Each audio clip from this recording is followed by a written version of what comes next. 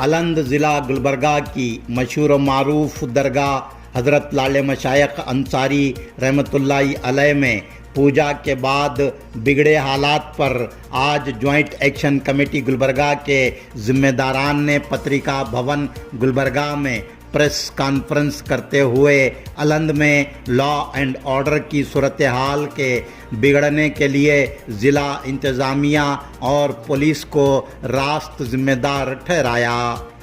बेकसूर अफराद बिलखुसूस मासूम बच्चों और ख़वातीन की गिरफ्तारियों को जॉइंट एक्शन कमेटी के ज़िम्मेदारान ने गैर कानूनी करार दिया और इन गिरफ्तारियों के लिए एक तरफा दबाव के ज़ेर असर काम करने का पुलिस पर इल्ज़ाम आयद किया। जॉइंट एक्शन कमेटी के ज़िम्मेदारान ने पूरे मामले की अदालती तहक़ीक़ात करवाने का पुरज़ोर मुतालबा किया। जॉइंट एक्शन कमेटी के ज़िम्मेदारान ने बताया कि तमाम गिरफ्तार शुदगान की रिहाई के लिए लीगल टीम काम कर रही है। जॉइंट एक्शन कमेटी के ज़िम्मेदारान ने ऐलान किया कि अलंद के मामले में ज़िला इंतज़ामिया और पुलिस की एक तरफा जानिबदाराना कार्रवाई क़वानीन की ख़िलाफ़ वर्जी और लॉ एंड ऑर्डर को बनाए रखने में तसाहुल व लापरवाही से काम लेने के लिए ज़िला इंतज़ामिया और महकमा पुलिस के ख़िलाफ़ क़ानूनी चाराजोई की जाएगी। सैयद मज़हर हुसैन एडवोकेट, बैरिस्टर तलहा हाशमी बीदर, शाहिद नसीर, अब्दुर्रहीम पटेल, मौलाना मोहम्मद नूह, अब्दाल महमूद, हाफिज़ सैयद अज़हर अली और दीगर ज़िम्मेदारान प्रेस कॉन्फ्रेंस में मौजूद थे। जिस तरीके से ये एक पॉलिटिकल वेदांता है, एक पॉलिटिकल ऑर्गेनाइज क्राइम है, पॉलिटिकल ऑर्गेनाइज क्राइम को उसके आप शिकार बन के एक मासूम लोगों को परेशान किया जा रहा है। मासूम लोग से बोलना मेरा मतलब ये है, वो जितनों के नाम पे एफआईआर किया गया है, पिछले कोई रिकॉर्ड में उनके कोई क्राइम्स नहीं है। वो लोग जो मासूम हैं, वो लोग अपने अपने सुबह में घर से निकल के काम करके रात में अपने घर को लौट के खाना पका के खा के सोने वाले लोग थे। और जिस तरीके से हमें पता लगा कि सुबह 5 बजे 4 बजे वहाँ पे ये अरेस्ट किया गया, वो लोग अपने घर का म्यूनसिपलिटी नल से जो पानी आता, जो इवन पानी भी ख़रीद के नहीं पी सकते, म्यूनसिपलिटी नल से जो पानी आता वो पानी पी के जीने वाले लोग थे। वो सुबह सुबह जब अपने घर में पानी भर रहे थे, वैसे टाइम उनका अरेस्ट किया गया। तो हमारी डिमांड इतनी ही है कि इस पॉलिटिकल वेदांता और ये एक ऑर्गेनाइज क्राइम के ऊपर इंक्वायरी हो और जो भी लोग जो जुडिशल इंक्वायरी हो इसकी, एक high court retired high court जज को इसका चेयरमैन बनाया जाए, कमेटी बनाया जाए और ये पर्टिकुलर रियॉर्ड्स के ऊपर प्रॉपर इंक्वायरी की जाए, इन्वेस्टिगेशन की जाए और ये एक रिपोर्ट के ऊपर जो लोग हैं, चाहे वो पत्थरबाजी करने वाले लोग हो, चाहे वो नारे लगाने वाले लोग हो, चाहे वो परमिशन देने वाले लोग हो, चाहे वो परमिशन पूछने वाले लोग हो, सारे लोगों के ऊपर जो इसमें लोग इन्वॉल्व हैं उनके ऊपर सख्त से सख्त कार्रवाई हो और उनके ऊपर सख्त से सख्त उनको सज़ा मिले। बस यही हमारी डिमांड है। आज जॉइंट एक्शन कमेटी की तरफ से जो प्रेस कॉन्फ्रेंस इनेकाद किया गया, वो अलंद के अंदर जो हाल हुए हैं उसको हम सीधे परसिक्यूशन ऑफ मुस्लिम्स का नाम दे सकते हैं इसमें। और मैं मोहतरमा जज ईशा पंत मैडम को इस प्रेस कॉन्फ्रेंस के थ्रू ये कहना चाहता हूँ, मैं उनको जज के नाम से मुखातिब कर रहा हूँ क्योंकि उन्होंने ऑलरेडी वहाँ के विक्टिम्स को क्रिमिनल डिक्लेयर कर दिया है। Nobody can be called as criminal until they have proven guilty. तो अभी इनके ऊपर एफआईआर कर ये जो विक्टिमाइजेशन करने की कोशिश की है अंडर द फैसिस्ट फोर्सेस और fascist regime of Karnataka state government, and ये जो कोशिश कर रहे हैं आप लोग एक पर्टिकुलर कम्युनिटी को टारगेट करने की, उसको छोड़ दें। अंडर द प्रेशर जो आप काम कर रहे हैं उसको छोड़ दें, क्योंकि आप पढ़े लिखे यूपीएससी पास किए हुए लोग हैं। You have got well versed experience in this. आप वर्दी की इज़्ज़त कीजिए और क़ानून की इज़्ज़त कीजिए, क़ानून के धज्जियाँ ना उड़ाइए, नहीं तो लोगों का क़ानून पर से पूरा भरोसा उठ जाएगा। तो आज की ये प्रेस कॉन्फ्रेंस में हम मैसेज देने की ये कोशिश कर रहे हैं डिस्ट्रिक्ट एडमिनिस्ट्रेशन को, जो भी उनके प्रोसीजरल लैप्स हुए हैं और जो भी फैसिस्ट ताकतें इनके पीछे हैं और जहाँ जहाँ से ये इंस्टिगेशन हुआ है, हु आर द परपिट्रेटर्स। असल परपेट्रेटर्स हों और इंस्टिगेशन जिसने किया है उन लोगों के ऊपर कार्रवाई हो, और बेकसूर लोगों को जो राइट्स वायलेशन, उनके ह्यूमन राइट्स को वायलेट करते हुए उनके ऊपर जो कार्रवाई की गई है उसको इमीडिएट विड्रॉ करें, और प्रोसीजरल लैप्स जहाँ पर हुए हैं उसको करेक्टिव मेजर्स करें। नहीं तो ये जॉइंट एक्शन कमेटी की तरफ से हम लोग डेफिनेटली प्रोसीजरल लैप्स के खिलाफ जो है आगे लीगल फाइट करने के लिए तैयार हैं। डीसी और एसपी की वजह से ये पूरी चीज़ें हुई हैं। ये दोनों ही जो है वायलेंस के ज़िम्मेदार हैं, क्योंकि 8-10 दिन पहले से इनको मालूम था संघ परिवार के लीडर्स मुतालिक आंदोला स्वामी MLA यहाँ के पूरे लोग जो है प्रोवोक कर रहे हैं, लोगों को हलन चलो बोल रहे हैं, तो उस पर इन्होंने फ़ौरन कार्रवाई करना चाहिए था। जो लड़के दरगाह की हिफाजत के वास्ते ठहरे थे उनको जो है फसादी बोले हैं, राइटर्स बोले हैं। एसपी मैडम को मैं बोलना चाहूँ, कोसी के किताब आप पढ़कर जो एसपी बनी हैं, वो जो लड़के थे वो दरगाह की हिफाजत के लिए ठहरे थे। आपके पास सिंगल प्रूफ नहीं है वो बच्चे जो है फतराव करे बोलकर। फतराव करे होंगे, 10 से 15 लोग फतराव करे होंगे, मगर 165 लोगों को कैसा अरेस्ट करते? अगर 165 लोग आपके ऊपर अटैक करते तो कोई भी आप जिंदा नहीं रह सकते थे। वहाँ पर वो हरकत नहीं हुई है। पूरा जिम्मेदार जो एसपी और डीसी हैं, दरगाह कमेटी जो सालों से चलते आ रहा, चलने देना था। क्यों उसको इशू क्रिएट किए हैं?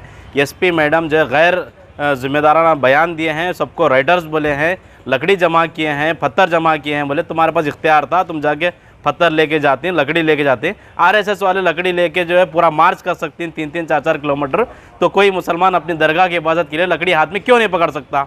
दरगाह कमेटी का इसके अंदर कोई कसूरवार नहीं है। एसपी मैडम और दिल्ली डिस्ट्रिक्ट एडमिनिस्ट्रेशन फेलियर की वजह से वो वायलेंट हुआ है। अगर डिस्ट्रिक्ट एडमिनिस्ट्रेशन वहाँ पर पूजा की इजाज़त नहीं देता, पूजा करने नहीं देता, तो वो वायलेंस भी नहीं होता, कोई भी नहीं होता। कोरोना के दरमियान 1-1 साल मस्जिद मंदिर बंद थे, कुछ भी नहीं हुआ। उसी दिन पूजा करने की ज़िद की वजह से जो है ये वायलेंस हुआ है।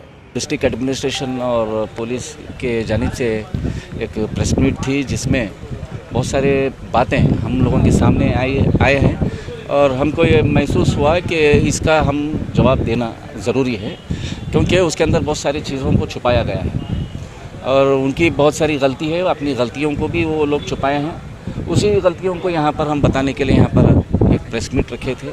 सबसे पहले गलती ये है कि आपने 27 से लेकर 3 मार्च तक एक 144 को जो है इम्पोज किया गया था। 144 का मतलब क्या है? 144 इम्पोज ऐसी जगह पर किया जाता है जहाँ पर अगर लॉ एंड ऑर्डर का प्रॉब्लम होता है तो वहाँ पर लॉ एंड ऑर्डर को मेंटेन करने के लिए सेक्शन 144A के तहत, CRPC के तहत इम्पोज करते हैं, तो वहाँ पर पाबंदी आयद करते हैं।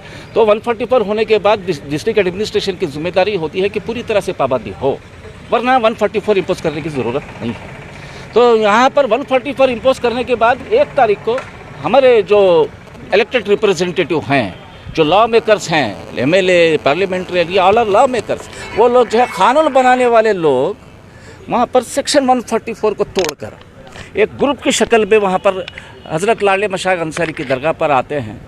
वहाँ पर स्लोगन्स लगाए जाते हैं, वो स्लोगन्स हेटेड स्लोगन्स लगाए जाते हैं। वहाँ पर हाथों में लकड़ियाँ, हाथ में लकड़ी होती है, स्टिक होती है, कुछ नौजवानों के हाथ में जुलूस की शक्ल में जाते हैं, और पुलिस जो है वहाँ पर तमाशीन बनकर देखती रहती है।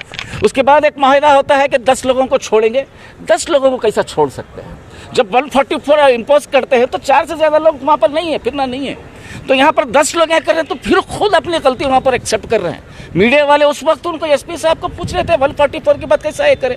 किसी भी सूरत में, किसी भी सिचुएशन पे 4 से ज़्यादा लोगों के साथ in the presence of deputy commissioner, district magistrate और सुप्रिटेंडेंट ऑफ पुलिस की मौजूदगी में 144 इम्पोज करते हैं और 10 लोगों को वहाँ पर इजाज़त देते हैं। और वो सिर्फ इजाज़त देने की वजह से इतना जो यहाँ पर माहौल ख़राब हुआ, ये उनकी गलत डिसीजन की वजह से यहाँ पर मासूम नौजवान जो बेगुनाह हैं, जो ख़वातीन हैं, मासूम छोटे बच्चे हैं, नाबालिग बच्चे हैं, वो लोगों को वहाँ पर जेल के अंदर डाला गया है। और कहते हैं कि वो लोग क्रिमिनल हैं, वो लोग तमाम लोग क्रिमिनल हैं। क्रिमिनल है तो क्या क्राइम किए, क्या जुर्म किया बताइए? वहाँ पर आप 10 लोग भेजते हैं दरगाह के अंदर जो वक्फ प्रॉपर्टी है, वहाँ पर उनको पूजा करने की इजाज़त देते हैं। तो यहाँ पर एक अगर इबादत गाह है, दूसरा लोग अगर अंदर घुसकर अगर इबादत करता है तो रिलीजियस के सेंटिमेंट्स का हर्ट होता है, जिसके लिए इंडियन गवर्नमेंट ने place of worship special act 1991 act बनाया है। सेक्शन 3 के तहत ऐसे जितने भी इबादत गाहें हैं उसकी तहफ़्फ़ुज़ के लिए यह कानून बनाया गया है। लेकिन ये कानून बनाने का मतलब क्या है जहाँ पर इम्प्लीमेंटेशन नहीं हो रहा है?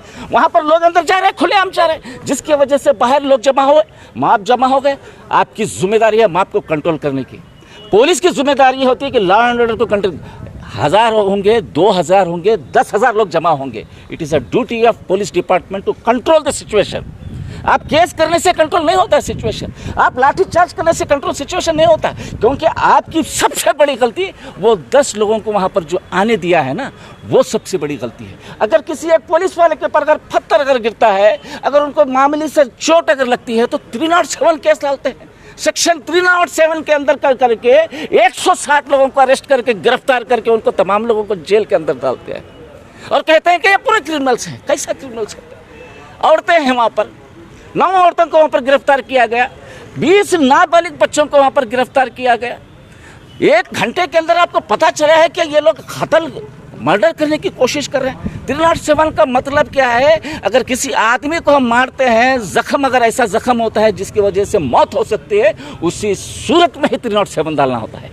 यहाँ पर किसको इंजरी हुई? कंप्लेंट में खुद वो कंप्लेंट के जो क्राइम नंबर 29 के अंदर जो है, कंप्लेंट के अंदर इंटरनल इंजरी लगी है। इंटरनल इंजरी के ऊपर 307 केस। तो इनके ऊपर अगर 307 केस हो रहा है तो सबसे पहले वो 10 लोगों के ऊपर भी केस होना चाहिए, क्योंकि वो उनकी वजह से ये हादसा यहाँ पर सामने आया। अगर वो आते नहीं, अगर वो 144 को अवॉइड करते, वो कानून को मानते, डीसी के ऑर्डर को अगर मानते, अगर वो एंट्री नहीं करते, जुलूस नहीं निकालते, दरगाह के अंदर जाने की कोशिश नहीं करते, तो ये माहौल होता नहीं। सबसे बड़े फसाद की जड़ वो कुछ MLA, वहाँ का बिदर का MP और कुछ लोग जो फिरका परस्त सोच रखने वाले, जो जात पात के नाम पर बांटने वाले लोग जो है वहाँ ये कर रहे हैं। आज वहाँ आलंद के लोग सिर्फ मुसलमान परेशान नहीं है, आलंद में पूरे मजहब के लोग वहाँ पर तकरीबन 1 हफ्ते से उनका कोई कारोबार नहीं है। वहाँ पर लेबर वहाँ पर काम नहीं मिल रहा है उनको, लोग घर में चूल्हा नहीं जल रहा है और ये लोगों को कोई फिक्र नहीं है। वो 10 लोगों की वजह से पूरे entire Aland irrespective of caste पूरे लोग का वहाँ पर परेशान है। वहाँ पर उनके ताल्लुक से कोई सोचने वाला नहीं है। मैं कहता हूँ कि वहाँ पर तमाम लोगों को वहाँ पर तहफ़्फ़ुज़ होना चाहिए, और किसी भी मज़हब से रहना हो तो किसी भी मज़हब के अंदर मज़हबी इबादत गाँव के अंदर जाकर मैं मंदिर के अंदर नमाज़ पढ़ नहीं सकता हूँ, और मस्जिद के अंदर कोई आकर मंदिर नहीं बना सकता। यही तो कानून है। आप दरगाह है, दरगाह के अंदर मंदिर कैसा हो सकती है? वहाँ पर हम ये कहते हैं कि वहाँ पर मंदिर नाम की कोई चीज़ है ही नहीं, वहाँ पर किसी लिंक नाम की कोई चीज़ नहीं है। 1967 से इसकी कार्रवाई, कानूनी कार्रवाई करने वाले लोग अब तक उसके अंदर कामयाब नहीं हुए। जितने भी केसेस दाखिल करे हैं वो तमाम केसेस डिसमिस हो चुके हैं, तमाम के तमाम केसेस डिसमिस हो चुके हैं, लेकिन फिर भी कहते हैं कि वहाँ पर चैतन्य लिंग है बोलकर वहाँ पर कहते हैं। वहाँ पर कोई नहीं है। और मैं डिप्टी कमिश्नर साहब से भी कहता हूँ, आपने भी प्रेस मीट में कहने, वहाँ पर टेंपल नहीं है, वहाँ पर लिंग है। कैसे आप कंक्लूजन पे आ सकते हैं? कैसे आप कह सकते हैं? वो एक इबादत है, वक्फ प्रॉपर्टी है। वक्फ प्रॉपर्टी गेजेट नोटिफाइड वक्फ प्रॉपर्टी है।